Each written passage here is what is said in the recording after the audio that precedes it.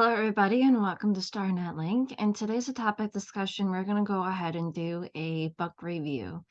This book review is about The Three Waves of Volunteers and the New Earth, written by Dolores Cannon. I just got finished reading this book, and it is very, very interesting, and I really, really enjoyed it. This book basically lays out the core principles or the core values of the Starseed community and what it was originally about.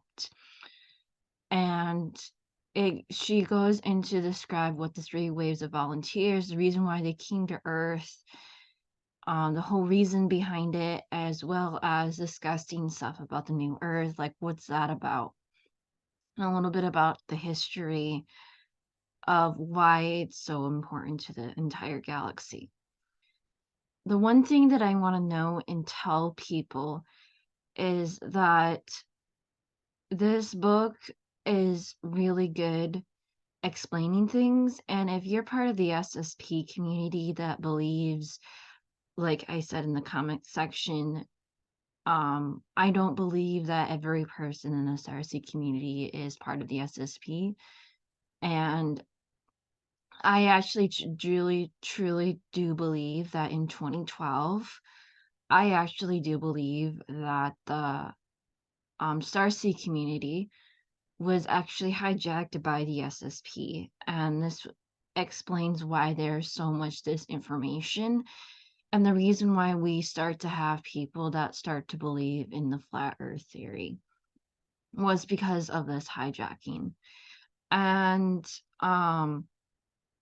I honestly love this book because it laid out the core principles. The reason why the Starseed community was created and the reason why people volunteered to come to this planet was to order to save this planet from destruction, from actual total annihilation and destruction, in order to make sure that the mistake that was made in Atlantis does not happen again, to the point where that the stuff that happened in Atlantis didn't just happen here on this planet. It shouldn't send shock waves through the entire multidimensional reality space that we live in. And so all this stuff, like the stuff that happened in Atlantis, ricocheted out into the rest of the universe. And it's really interesting to hear that story. And people are like wondering, like, why is Earth so important? And this is what I've been saying from all along. Earth is a multi-dimensional, multifaceted, multi it's on a major energy lane line of the universe. And this is what I've been saying, and this book very much confirmed the fact of what I was saying. And so the three waves of volunteers really did not happen until after World War II. This is where a lot of the stuff, and people think that, oh, the stuff that's happened with the SARS community happened right after World War II. That's not right. A lot of people after World War II, especially the SARS community, did not know that they were actually star seeds. There was no structure program. There was no structure whatsoever in the Starseed community or the UFO community when this first started to come out. They were the ones that actually developed the UFO community or the UFO sighting community. These were those people. Now, it does tell that they did send certain people back in our past, like Buddha, Jesus, some of the other ascended masters throughout history to see whether or not we are ready as a culture, as the human race, ready for very specific types of information. And due to the fact that they basically in the Bible flat out said that Jesus was killed, it kind of pushed humanity's evolutionary scale back farther. And they did not release information until now. So when you start hearing like all this stuff about ancient technology, ancient healing, ancient stuff, that information was sealed for thousands and thousands of years after Atlantis to make sure that we do not have any access to it whatsoever, to make sure that we don't abuse it and not destroying ourselves and the planet.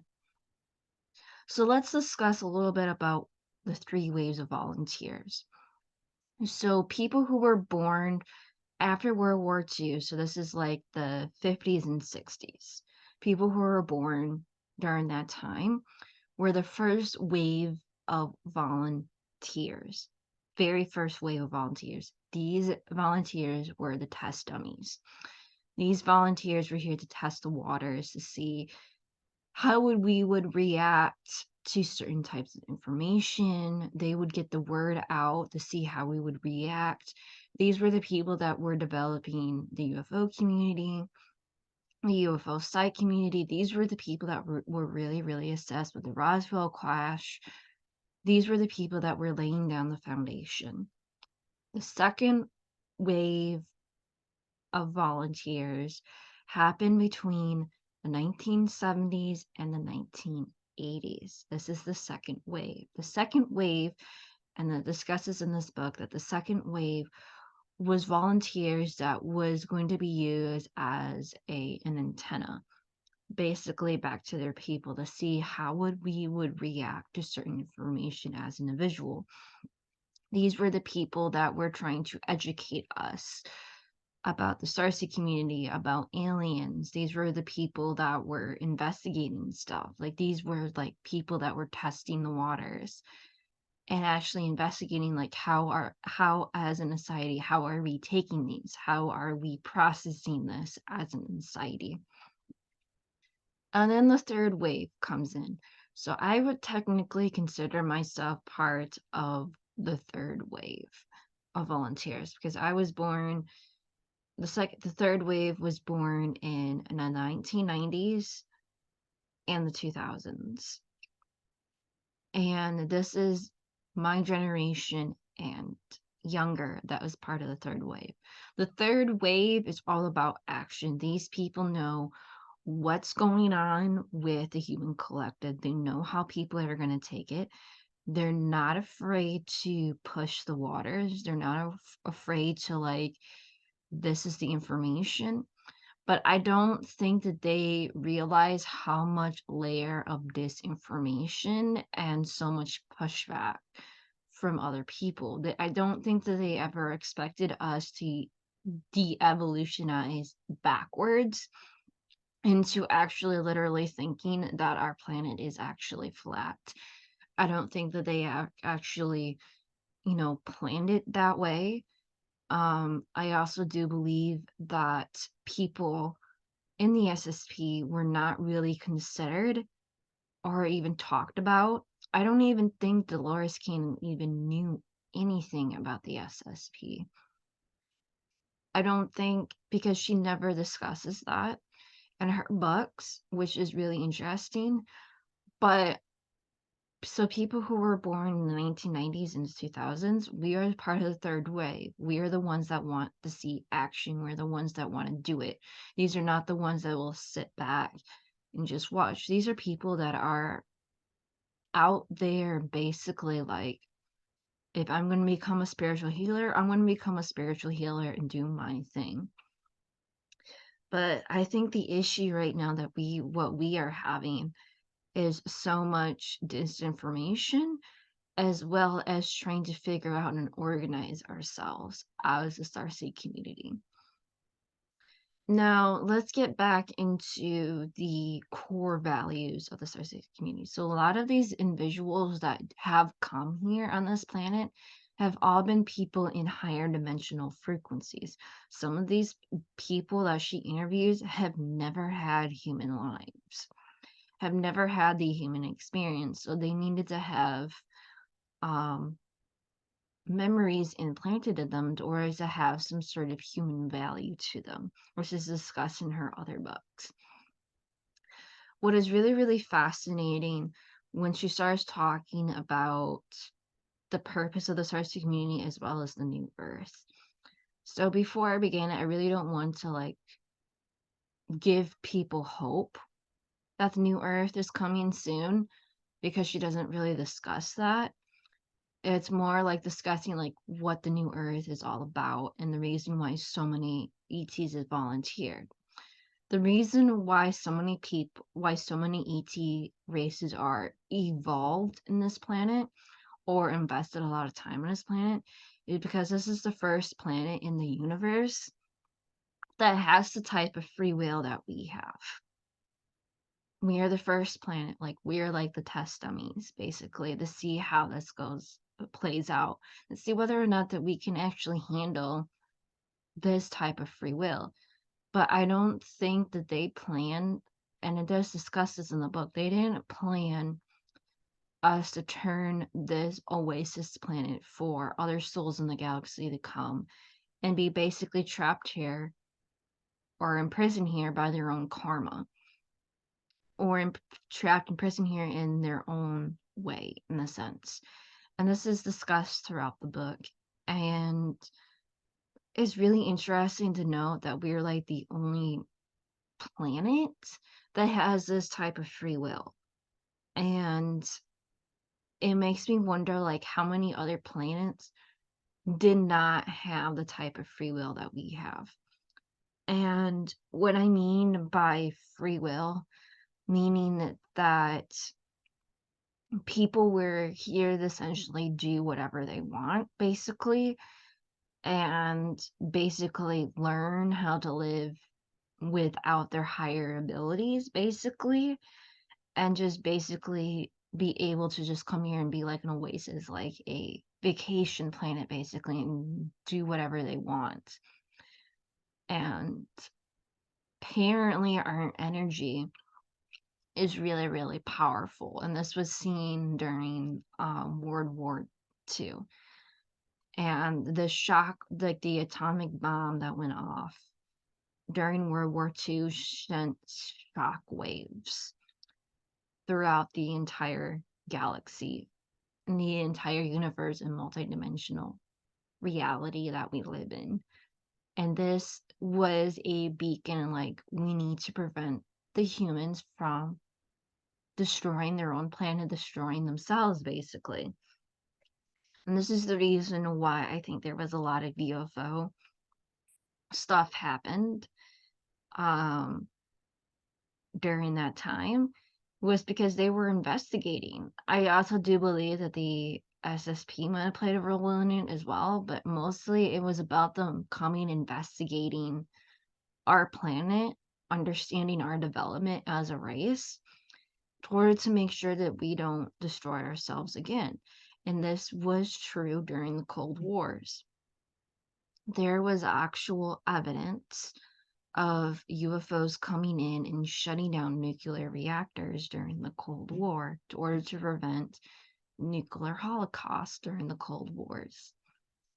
And it's very, very interesting. So she does go in to talk about the new Earth. Not everybody is going to be going into the new Earth. And this is discussed. This is going to be the first time in human history where the human race and the planet are going to shift into a new dimension, like a new higher frequency dimension. First time ever.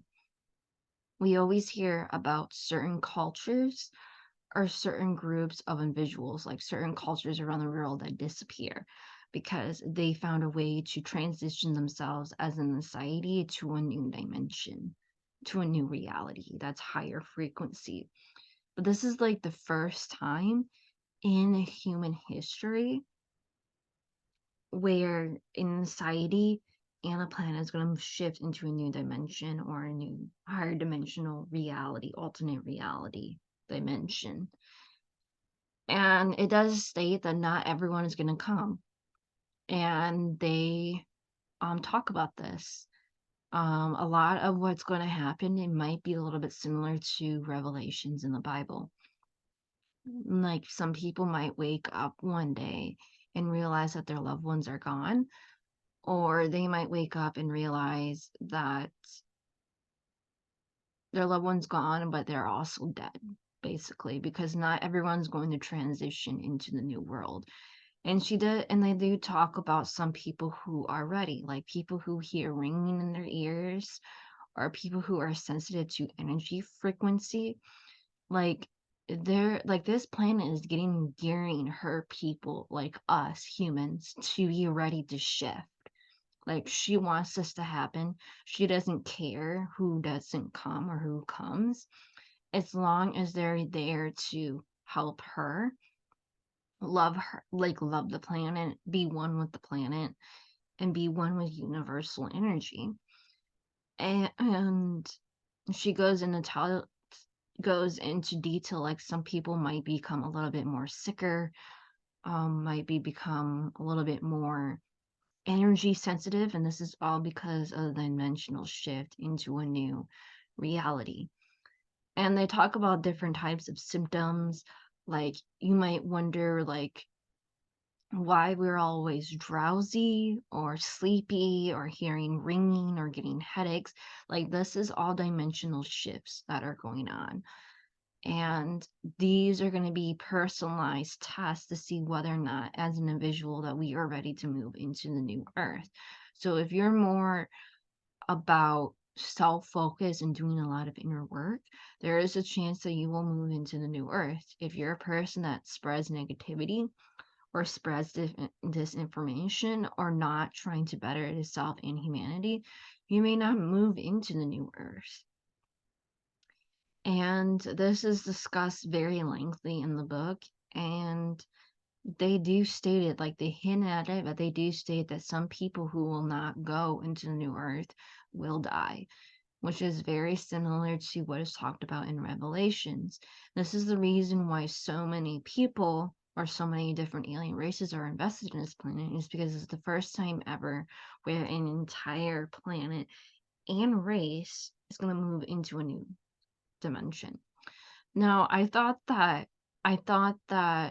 other races, like we hear about multi-dimensional races that come from different realities and stuff.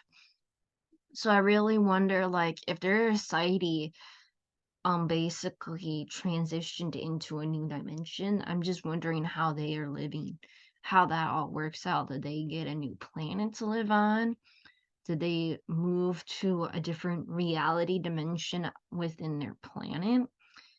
And there's just a lot of other interesting questions. They also do talk about what 5D reality Earth looks like, and they go into great lengths about the three waves of volunteers, what New Earth is about. So I would recommend people who are trying to figure out the core values of the Cersei community, are trying to figure out like why am I here? Like, what is this all about, basically?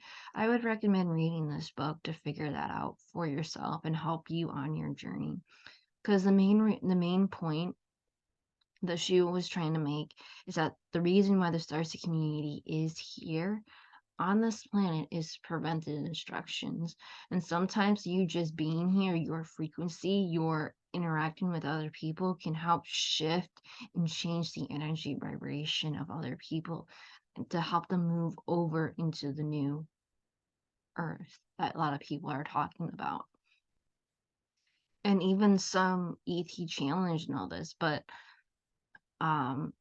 it's just really interesting to like discuss like what our new form is going to be about. So basically they discuss what the new human form is going to be. Apparently the people that are moving into the new earth are not going to be able to eat hard heavy food, or like hard solid heavy food that we are, that we're going to be sort of transitioning into eating more softer foods, like liquid foods, to the point where we might be actually learning to feed off light energy like a lot of other races, but I don't believe that's true in a sense.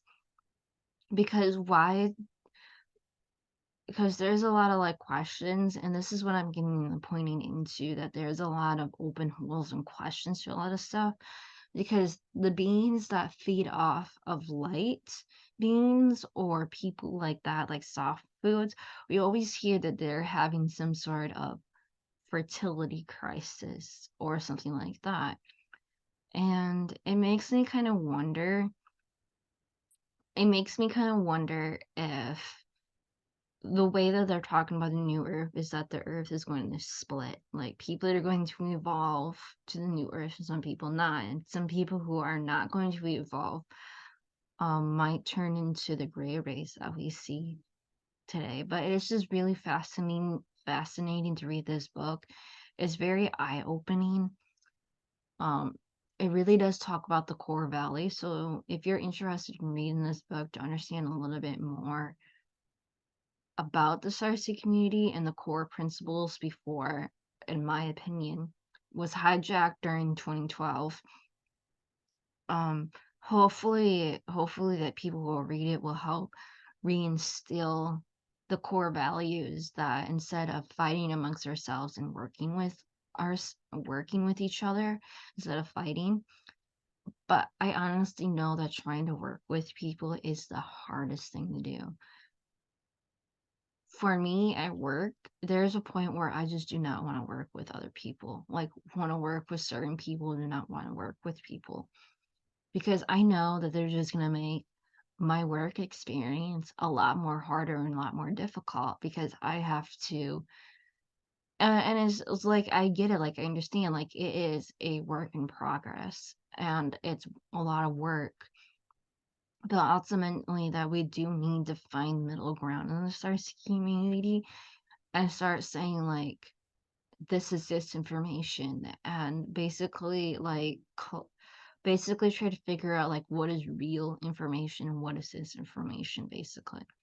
But thank you so much for listening and watching to my videos. If you have read this book, please leave a comment below and let me know what your thoughts are. Thank you so much for listening to my video.